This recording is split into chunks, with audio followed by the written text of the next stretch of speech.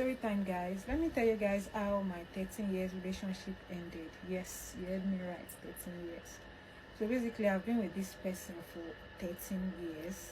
Although there were ups and downs in the relationship, and I relocated to the UK at a point. Then we rekindled in the UK when he came. As at then, he already became popular and became who he is right now. And it was like, oh, we should be back together. The story will not be sweet without me being there. I was there when he had nothing and all of that. So we continued where we stopped.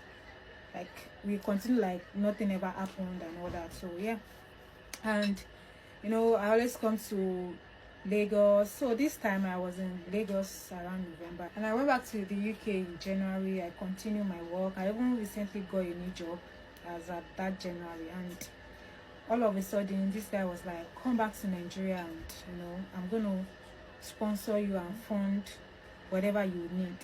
But I told him that I'm not ready to come back to Nigeria fully. I need to save more money.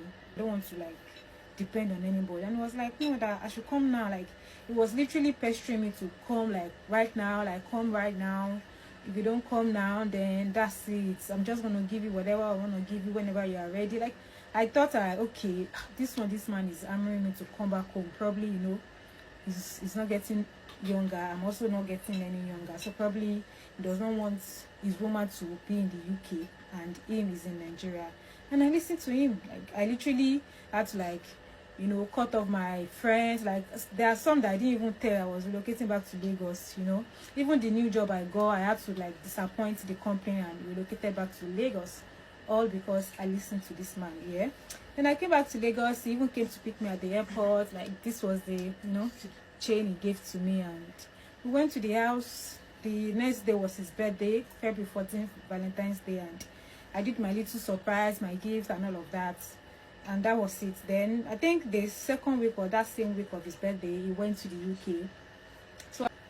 So apparently when he came back from the UK, he came with money counting machine, and I was so surprised that in the UK nobody would ever give you that, because I had planned to buy him this same money counting machine for his business, because he makes money whenever he goes for an event. But I just changed my gift, and I'm like, who got you this machine? Because obviously it's not a man. But he didn't reply me. I was like, yes, somebody. I'm like, somebody who? Like, is the person a woman? I was like, yes. I'm like, okay, cool. Like I kept on asking him that who gave you this money counting machine, but no response from him whatsoever. Then I just kept quiet. But in my head I was like, my answer would be on his phone. Fortunately for me, I was able to get into his phone. Lo and behold, a girl actually got him that money counting machine. A girl he met up with after his birthday that he went to the UK. Mind you, I was already in Lagos in his house, and he left me in his house to go to the UK to meet up with another person. He has been with this babe since last year. I did not even know, because there was a time we were together in December, because I was in Nigeria in November. I came to upgrade my skills. I make hair in store and I also sell wigs, right? And we planned this whole thing together. I even like paid some influencers for me. Do you understand? I went back to the UK in January. Do you guys get what I'm saying? Somebody called and I was like, who is this person calling? By this time I was like, oh, is sure is a client. The person is a client and she's probably not in Nigeria. That was why she thought she could call by this time. I was like, okay, cool. But it was the same lady that got him this money counting machine from London on his last trip, whereas I was in his house in Nigeria. I was not going to say anything about it, but one day we were just having a conversation. I just chip it and I was like, seems you have a new catch. I was like, oh, new catch, like she catfish. Then I proceeded that you left me in Lagos in your house. We went to go and meet up with another woman in London. Now, wow, Esha Malo, protection. For 1 hour, like he was thinking of what to say. After an hour, I just replied with laughing emojis. I'm going to attach the chat here. And he said, okay, today, Esha Malo, protection. I didn't say anything. The messages were coming in on my phone. I was saying it. I didn't say anything. Now said, now is the time. Like, now is the time that what? So I saw the message. I didn't reply. He called me. I didn't pick the call. Then he was like, let's see, let's talk. Let's see, let's talk. So eventually I said, yes, I'm ready to. Let's see and talk. And I was like, okay.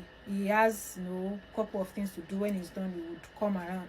Then later on, I think the next day, he was like, oh, he can't make it anymore, and he sent a breakup voice note. He literally broke up our 13 years relationship through voice notes after asking me to come back to Nigeria. Like, I really do not even know what his plan was. Like, what did you have in plan for me in the first place? For you to like tell me to abandon what I was doing in the UK and relocate